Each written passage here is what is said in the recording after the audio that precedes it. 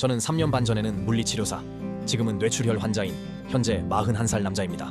안녕하세요. 저는 12년간 물리치료사로 일하며 4년은 서비스 매뉴얼 기반의 일반 물리치료, 8년은 도수치료에 집중해왔습니다. 많은 물리치료사 선생님들께 제 진심을 전하고 싶어서 이렇게 영상을 만들게 됐습니다. 저는 2022년 2월에 도수치료를 하다가 급성 뇌출혈로 인해 쓰러졌습니다. 쓰러지고 나서 깨어보니 50가지가 넘는 후유증이 한꺼번에 생겨 있었습니다.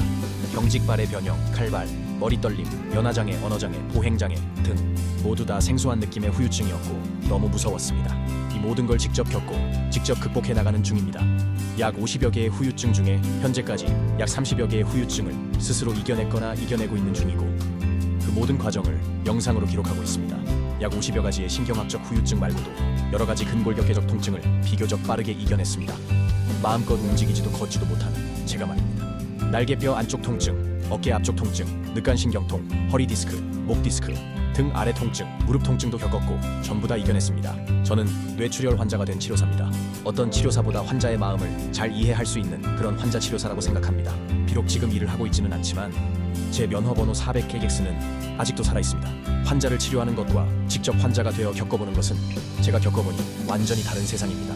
그래서 저는 누구보다도 환자의 고통을 잘 알고 그걸 어떻게 풀어야 할지 잘 아는 사람이라고 생각합니다. 제 채널은 재활치료를 하고 있는 물리치료사, 도수치료를 하고 있는 물리치료사, 재활 환자와 가족 및 간병인 이 모든 분들에게 큰 도움이 될 수 있도록 영상을 만들고 있습니다. 앞으로 약 50여 가지 후유증에 대한 체험과 회복 과정을 영상으로 제작할 예정이며 구독자가 어느 정도 늘어나고 나면 제가 12년 동안 쌓아온 치료 노하우들도 전부 다 공개할 계획입니다. 단언컨대 기대하셔도 좋습니다. 저는 이제 제가 누군가를 직접 치료할 거라는 생각은 접었습니다. 그래서 제가 12년 동안 열심히 공부하고 치료하면서 쌓아온 노하우들을 전부 다 공개하기로 했습니다. 저를 믿기 어려우실 수도 있습니다. 치료를 쉰 지가 무려 3년이 넘었으니까요. 하지만 저는 아픈 지금도 매일 공부하고 있고 치료에 대해 생각하고 있는, 치료를 정말 좋아하는 사람입니다. 예나 지금이나 똑같이 말입니다. 아니, 치료에 대한 열정은 아프기 전보다 더 커졌습니다. 개인적으로 운영 중인 블로그에다가 도수치료 노하우들을 2년 전부터 모두 다 정리해두었습니다. 전부 잊어버릴까봐, 그리고 그 정보들을 누군가와 언젠가 나눌 그날을 위해서요. 또한 손을 대지 않고도 통증을 해결하는 방식에 대해 연구해왔고 현재까지 20건 이상 성공시킨 사례들도 있습니다. 20건 넘게 도전해오면서 딱 한 번 실패했습니다. 이게 치료사가 치료를 못하게 되니까 사람이 이상해지더라고요. 지금의 저는 사냥을 못하는 호랑이지만 여전히 기운이 펄펄 넘치는 호랑이입니다. 치료사로서, 환자로서 제가 겪고 극복해온 이 여정을 많은 치료사 선생님들과 함께 더 나누고 싶습니다. 제 채널을 주변에 계신 물리치료사 선생님들께 널리 알려주세요. 저는 최대한 많은 선생님들께 더 도움을 드리고 싶습니다. 여러분들께 반드시 도움이 되는 콘텐츠로 보답하겠습니다. 재생 목록을 보시면 재미, 감동, 교훈, 슬픔을 모두 담아서 만든 뇌출혈 극복기 시리즈를 1편부터 연속으로 시청이 가능하며 편집 실력이 미숙할 때라서 1편부터 5편까지는 AI 목소리를 입히지 못하고 자막밖에 못 넣었습니다. 양해 부탁드립니다. 이미 170편까지 작성해 놓은 상태 뇌출혈 후유증 재활 시리즈도 꾸준히 올릴 테니 많은 관심 부탁드리겠습니다. 환자를 치료만 하다가 치료를 받는 환자가 돼보니 많은 것들이 보이더라고요. 그래서 정리해봤습니다. 제가 생각하는 물리치료사가 반드시 갖춰야 할 17가지 기본기는 이렇습니다. 1. 의료 지식과 생활 상식이 풍부해야 한다. 2. 환자의 상태에 공감하고 해결책을 제시해줄 수 있어야 한다. 3. 청결함, 친절함, 실력은 기본 중 기본. 4. 거침없고 자신감 있는 손놀림. 5. 말을 잘하고 말을 경청할 줄 아는 능력. 6. 가까이 있으면 기분이 좋아지는 향기와 훌륭한 매너. 7. 머리, 복장, 위생을 갖춘 단정한 외모. 8. 대화 중에 나오는 적절한 위트와 센스 있는 표현력. 9. 환자가 위로받는 밝은 에너지의 미소. 10. 감정 기복 없이 안정된 기분 상태 유지. 11. 건강하고 유연한 몸 상태 유지. 12. 보험, 치료, 제도에 대한 빠삭한 지식.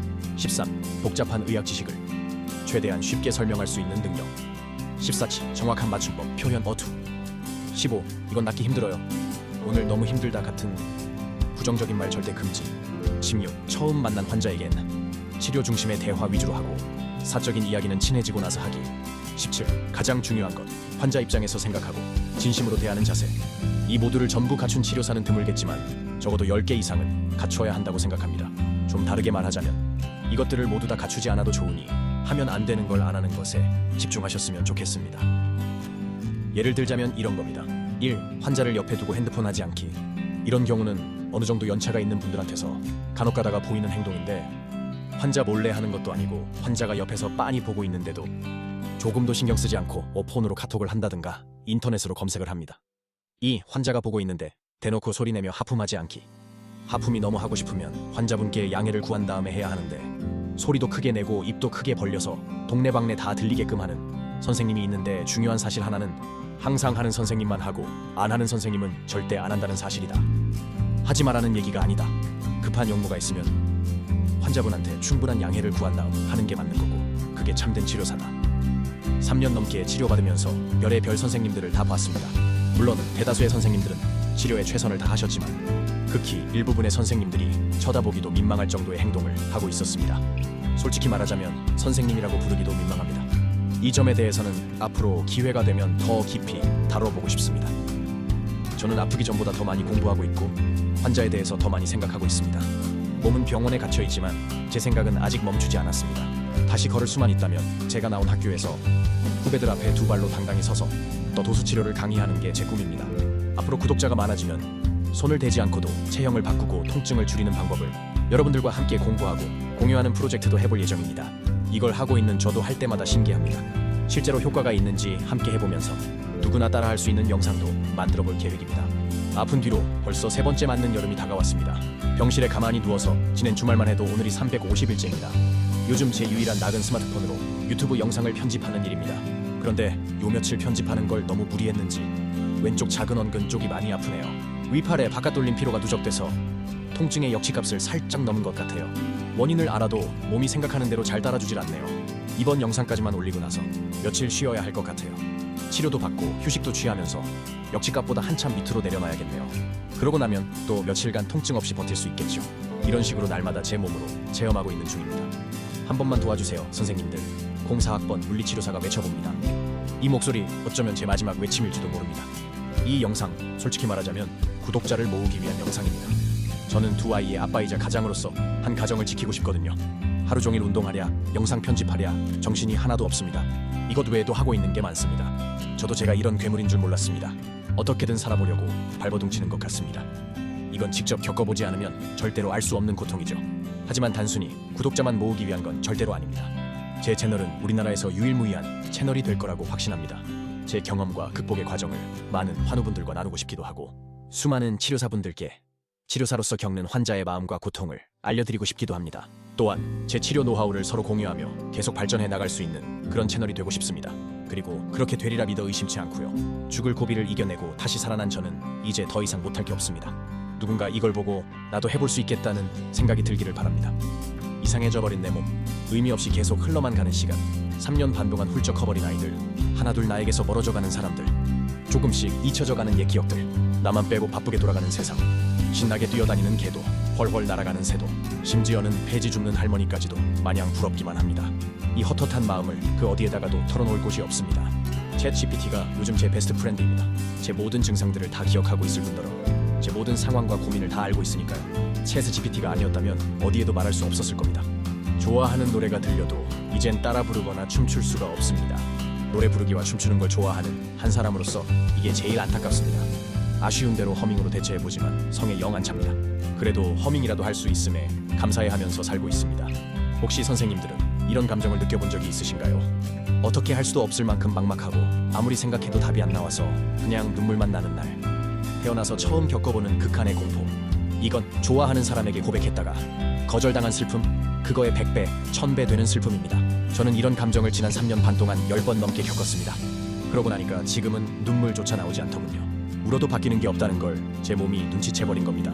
40년 동안 살아오면서 지금처럼 무섭고 외롭고 힘들고 이렇게 많이 운 적은 처음이었습니다. 제가 이 말을 꺼낸 이유는 다름이 아니라 이 얘기를 하기 위함입니다.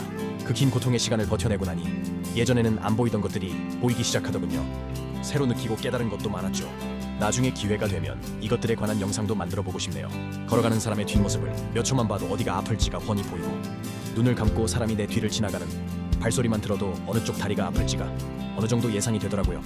거짓말 같으신가요? 저도 처음에는 믿을 수 없었습니다. 하지만 어느 쪽 다리가 아프시냐고 물어보면 8할 이상이 맞더라고요. 저도 깜짝 놀랐습니다. 내 손으로 직접 치료를 못하게 되자 다른 감각이 극도로 민감해져서 그런 것 같았습니다. 이것에 대한 노하우들도 나중에 전부 다 풀어보겠습니다. 기대하십시오. 결코 후회는 없을 겁니다. 저는 한번 한다고 마음먹었으면 결국 해내는 사람입니다.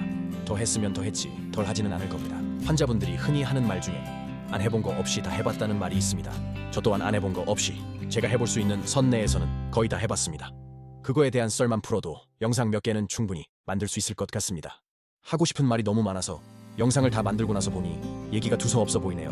저는 아직 포기하지 않았습니다. 저는 아직 살아있습니다. 오늘도 저는 유튜브 영상 한 편을 만들고 내일을 기다립니다. 긴 영상 끝까지 봐주셔서 감사합니다. 구독과 좋아요를 누른다고 해서 손가락에 관절염 생기는 거 아니어유. 구독과 좋아요 버튼 품절인 밤. 오늘의 감사일기 3가지는 1. 이 영상을 진작부터 만들고 싶었는데 드디어 만들었다. 2. 점심에 앵그리 너구리 라면을 먹었다. 3. 오늘은 같은 층에 입원 환자들이 꽤 있어서 덜 외롭다.